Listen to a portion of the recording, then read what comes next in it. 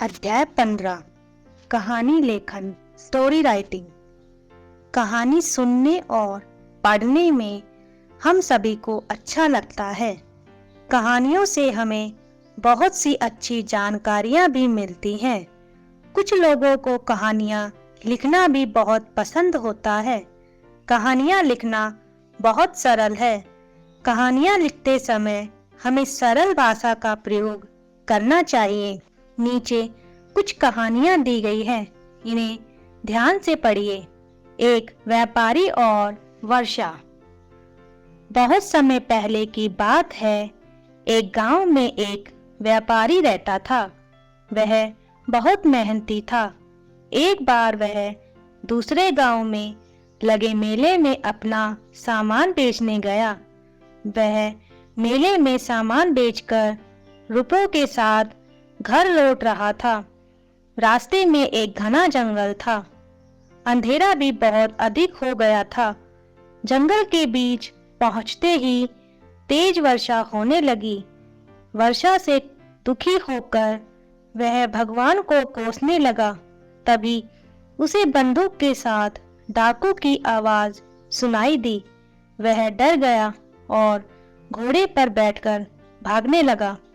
डाकू ने उसे रोकने के लिए बंदूक से निशाना लगाया, किंतु वर्षा के कारण उसकी कारतूस फेंक चुकी थी, इसलिए बंदूक से गोली नहीं चली। यह देखकर व्यापारी की जान में जान आई और वह भगवान को धन्यवाद देने लगा। शिक्षा: ईश्वर जो भी करते हैं अच्छे के लिए ही करते हैं। 2. नकल करना बुरा है। जंगल में एक बरगद का बड़ा सा पेड़ था। उस पेड़ पर एक कौवा रहता था। वह कामचोर था। पेड़ के पास खो में बहुत से खरगोश रहते थे। जंगल के पास पहाड़ की चोटी पर बाजों की एक बस्ती थी। जब खरगोश बाहर आते तो बाज ऊंची उड़ान भरते और एकाध खरगोश को उठाकर ले जाते, फिर मजे से बैठकर खाते। कौवा यह देखता तो उसके मुंह में पानी आ जाता। एक दिन कोई ने सोचा कि क्यों न वह भी बाजों की तरह एक दो खरगोश दबोच ले। यह सोचकर उसने अपने पेड़ पर से उड़ान भरी और आसमान में ऊपर तक उड़ता गया। फिर उसने खरगोश को पकड़ने के लिए बाज की तरह जोर से झपट्टा मारा। अब भला कौवा बाज का क्या मुकाबला करता। खरगोश ने उसे देख लिया और वह झट से भागकर एक चट्टान के पीछे छिप गया। कौवा अपनी ही झोंक में उस चट्टान से जा टकराया। परिणामतः उसकी चोंच और गर्दन टूट गई और उसने वही तड़पकर दम तोड़ दिया। शिक्षा: दूसरों की नकल नहीं करनी चाहिए। 3. मूर्ख कछुआ।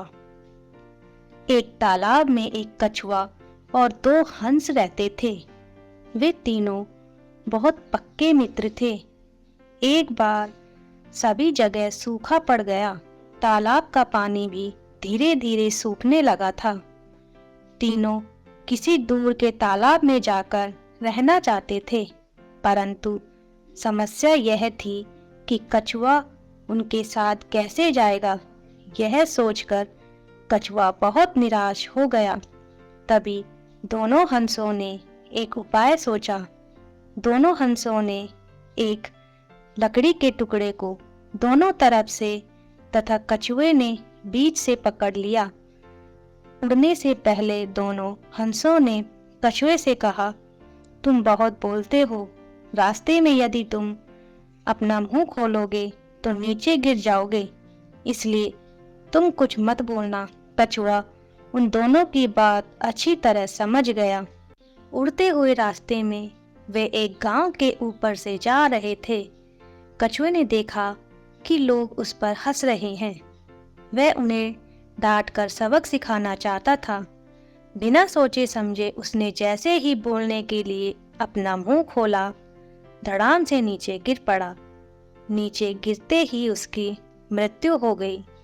शिक्षा, हमें सोच समझकर काम करना चाहिए। 4. कबूतर और मधुमक्खी। किसी जंगल में एक कबूतर रहता था। एक दिन वह नदी के किनारे पेड़ पर बैठा था। अचानक उसने देखा कि एक मधुमक्खी पानी में डूब रही है। कबूतर ने उसकी जान बचाने की सोची। उसने एक सूखा पत्ता लिया और मधुमक्खी के पास रख दिया। मधुमक्खी उस पर चढ़ गई और उसकी जान बच गई। पंख सूखने पर वह कबूतर का धन्यवाद करके चली गई। कुछ दिनों बाद एक शिकारी कबूतर का शिकार करना चाहता था। मधुमक्खी ने उसे देख लिया। वह उड़कर गई और शिकारी के हाथ में काट लिया। शिकारी छटपटाया और उसका निशाना चूक गया। इस प्रकार मधुमक्खी ने कबूतर की जान बचाई। शिक्षा, भलाई के बदले भलाई ही मिलती है। 5. आशा और निराशा। एक बार 2 मेंढक एक डेयरी में जा घुसे। वहां दूध से भरे बड़े बड़े डिब्बे रखे थे। उछलते कूदते वे दोनों एक डिब्बे में गिर गए। वे डिब्बे से बाहर आने के लिए छटपटाने लगे। उनके पैरों को कोई ठोस आधार नहीं मिल रहा था, इसलिए छलांग लगाकर बाहर आना उनके लिए कठिन हो गया। जब इस कोशिश में वे थक गए तो उन्होंने गोल दायरे में तैरना शुरू कर दिया। कुछ देर के बाद एक मेंढक बोला, मैं बहुत थक गया हूँ, अब मैं और ज्यादा नहीं तैर सकता। उसने बाहर निकलने की कोशिश छोड़ दी। इस प्रकार वह दूध में ही डूबकर मर गया। दूसरे मेंढक ने सोचा, मैं अपनी कोशिश नहीं छोड़ूंगा। मैं इसकी तरह डूबकर मरना नहीं चाहता। क्या पता तैरते तैरते ही कोई रास्ता सूझ जाए। वह तैरता रहा। इस प्रकार उसके लगातार तैरते रहने से दूध मथने लगा और उसके ऊपर मक्खन जमा हो गया। कुछ देर के बाद मेंढक ने मक्खन के गोल पर चढ़कर जोर की छलांग लगाई। वह डिब्बे से बाहर आने में सफल हो गया। इससे सिद्ध होता है कि हमें संकट के समय निराश नहीं होना चाहिए, बल्कि पूरे आत्मविश्वास और पूरी शक्ति से संकट का सामना करना चाहिए। शिक्षा, मुसीबत के समय हिम्मत नहीं हारनी चाहिए। आओ महत्वपूर्ण बिंदुओं को दोहराएं। कहानी सुनने और पढ़ने में हम सभी को अच्छा लगता है। कहानियों से हमें बहुत सी अच्छी जानकारियां भी मिलती हैं। कहानियां लिखते समय हमें सरल भाषा का प्रयोग करना चाहिए